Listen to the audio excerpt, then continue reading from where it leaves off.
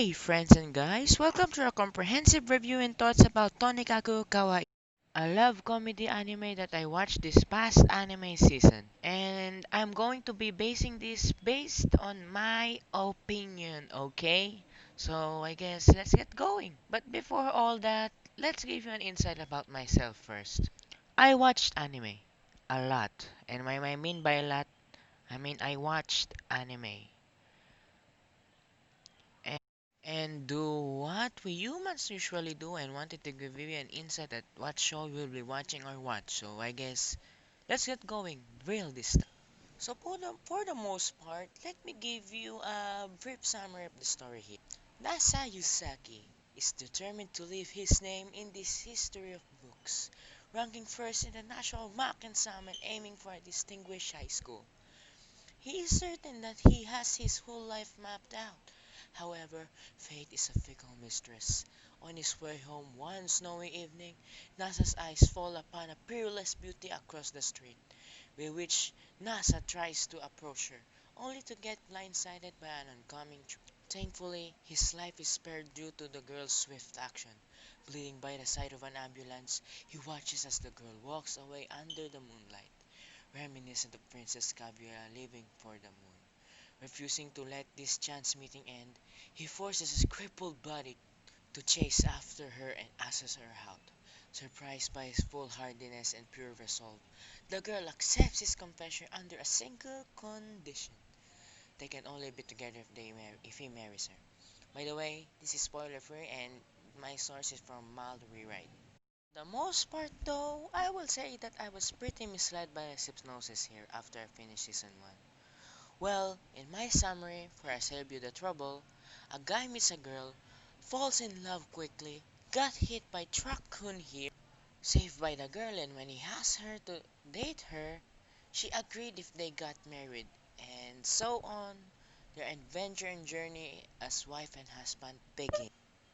The animation. So this anime is made by Studio Arcs, which for the most part made a decent and nice job on how they animated the entire show. I mean, not special, but it definitely hits the mark where it's great. You know what I mean. When it comes to the voice acting, a solid masterpiece. Every character voice fits in perfectly, and somehow, for my opinion again, the way they voice acted made the story shine even brighter. Through the suit of Kaname to the voice inside Nasa-kun's head, thinking about her wife. A solid 10 for me. For the style, I wish they made it a little, realistic, I guess. Or a little more with the realism intact with the background and scenery. And also the vibrancy is pretty, I say, good.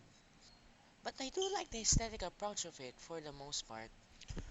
From character perspective, I think I like every character in the story, especially Nasa and Yusaki.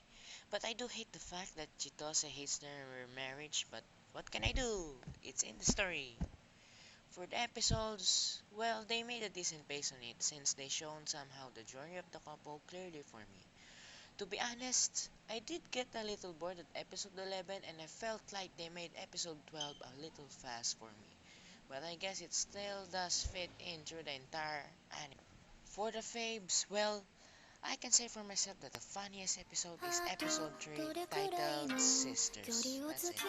And the episode where there is really something that deepens our understanding within the show. And yes, I'm saying this as the show only because I know there's a manga of it, but I haven't read it. So, well, back to the topic. I say it's episode 4. Any lessons taught? Well, I can say probably even though most rom-coms just rom-com, well, in that perspective, it really does live up to its genre. But at some point in the series, I found myself learning something even though they got super freaking fast and fun car track racing in the middle of the highway. Yes, that's how fast they are. So, the lesson you get is that relationship as you express your affection for the small things significantly emotion. Well, this anime, yes, of course, you're watching